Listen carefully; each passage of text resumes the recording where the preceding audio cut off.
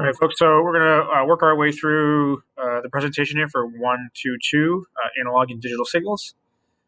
This should aid you through getting started with that activity and understanding how to read the graphs. Okay. So analog versus digital signals. Okay. So the main differences here. Okay. Analog signals are continuous, meaning that they never stop and they don't break. They have an infinite range of values from very, very small to very, very large and everything in between. The benefit of an analog signal is we get a more precise value. So we're going to get decimals, again, really depending on how precise you need to get or the level of precision of the tools you're using. Okay. The challenge is that it may be more difficult to work with because we have such a large range. It may be harder for something like a computer to interpret these signals. A digital signal is discrete, meaning that it has very concrete starts and stops. It's finite in range. In fact, for the work that we're doing in class, we really only have two values. That would be 1 and 0, or 0 and 5 volts. Essentially, what we're going to be doing is converting our digital signals would be read as a binary code. So the frequency at which they come out and the variation in that frequency can be read as a code by the computer or by a machine. And that's basically how we would interpret that graph. The downside of this is that we don't get these very precise values. There's going to have to be some trimming and some cutting. Basically, we have to round off or square off the graph in a sense that if we got a number that was, say, a decimal, we kind of have to round down so we get a nice even item that we can then stick into binary. Okay. Down here, they give an example. We have a thermostat. The digital one is gonna kind of display 72 even, whereas the analog one, is giving us this very precise decimal. So the analog much more precise. The digital one is simplified so that it can in fact be digitized. Okay. All right. Here's a look at some different waveforms. So the sine wave, which you're probably most familiar with from math class. Doing some graphing functions. And then the square wave really is the one that we are going to be using in electronics class here. Again, really to represent our ones and zeros or on and off situations. Another type of waveform you might see is a random periodic where we have some other type of, not so synchronous or not so smooth type of signal. Okay. All right, so parts of a waveform, we basically have 2 to 3 main parts that we need to worry about. We have the amplitude, okay? In this case here, we have both positive and negative in an analog signal. We have peak-to-peak amplitude, which is from the very top of one to the very bottom of the other. We also have peak amplitude, just the single from the 0 point up. And then we have the period, which is really going to be the most important to us because this is how we determine frequency. So the period is the time it takes for one complete waveform. In this case here, all the way up, all the way down, and all the way back up. Okay, back to the 0 point of the line is usually where we pick out to start. Okay. On the right-hand side, you can see they're showing the formula to find frequency, which is basically 1 over time. And for most of what we're doing, our time is going to show up in milliseconds. So you're going to have 1 over, say, 0.002 milliseconds, and you're going to get a whole number in return, a bigger number in hertz, which is a measurement of cycles per second. Okay, things like your computer processor or TV screens operate in hertz, so even though you may not know it, the lights are actually flickering at you on the screen at a set speed. They're not on all the time. They're actually kind of pulsing on and off. It just happens so fast that your eyes are not able to detect it.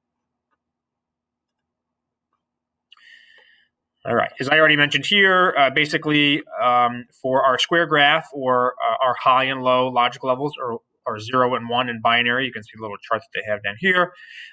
0 is basically representing a low logic or an off situation. So actually anything that might be from, say, about 0.8 volts and lower is considered a 0. You can see we have a little white area in between where we're kind of ignoring that. It's not either one or the other. And then we have this anything above 2 and all the way up to 5 is going to be recognized as a high voltage or an on situation. Okay. And this is just because in the actual world of electronics where we're pushing electricity through circuits, we're not going to see exactly 0 and exactly 5 all the time. We may see some variation. And so this is how our integrated circuits, our little black chips, are actually going to interpret the power that comes into them. This is how the transistors would work and operate. Okay, so here's some examples of some digital signals. You can see they do not go into the negative range, so digital signals only go from 0 to 5. You can see a variation in the time that the item or the time that the waveform is on high. So believe it or not, these all have the same period. There are about 2 of these squares long, okay? But the difference is that this one is only on high for a short time. This is kind of a medium time, and this has a much longer time on high, okay?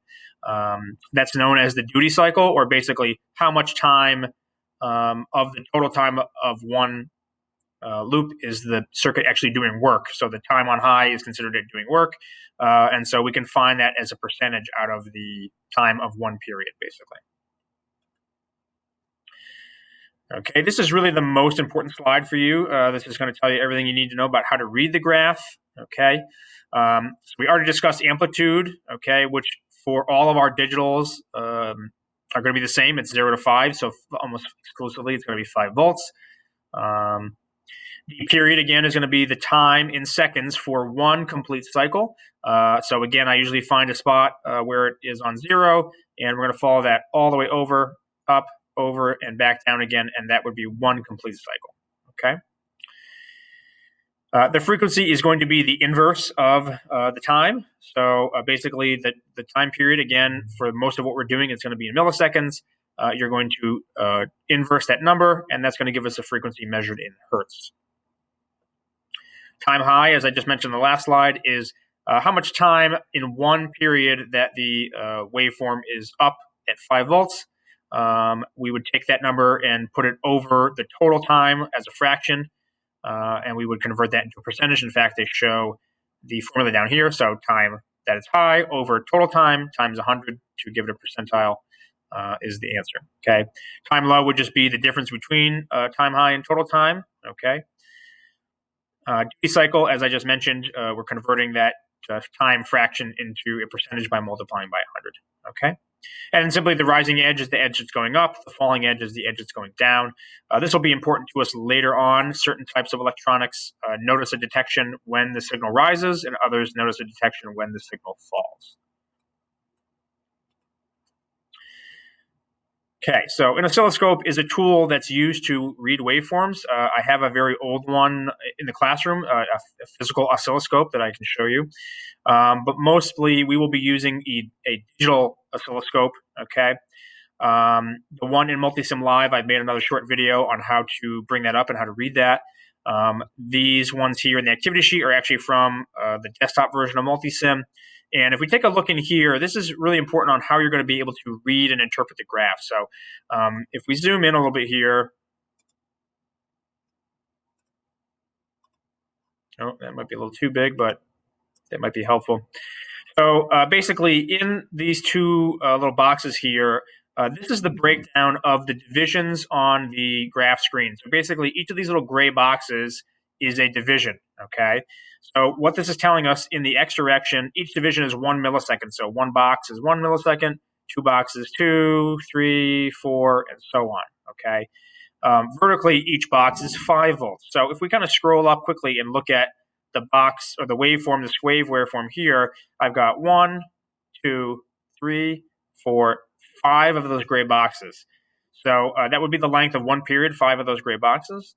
And then to figure that out, I would come down here. The scale happens to be 1 millisecond, so that means I have 5 milliseconds total, and that would be the answer for my period.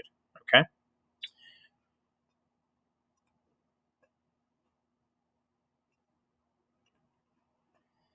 All right, so here is a practice example that you're going to have you do. So again, if we're looking at this one here, I'm going to start. Let's see. Let's start where it hits an even line here. So I'm going to start right here. So the period would be 1, 2, 3, 4 of the gray boxes long. Again, I'm going to come down here. The scale is 2 milliseconds per box. So 4 times 2, 8 milliseconds is going to be the period or the time for one waveform. Okay. If we're looking at time on high here, I'm going to have to count. I got 1, 2, and then a partial. I've got 2 ticks out of the total. There's 5 in there, so each tick is worth, 0.2 of the division, excuse me. So I've got 2 milliseconds, 4 milliseconds, and then I would have to divide this up. And so let's see. We need to do a little math here. 2 milliseconds divided by 5 would give us the amount. So, sorry, I'm not thinking straight. I'm going to have to bust out the calculator. So 0.002 divided by 5. Okay, would give us 400 microseconds. Okay, so we would have 800 microseconds. Okay, added to our answer here. So we'd have 0.48. Sorry, 0.0048 seconds. Okay, would be the answer there for time high.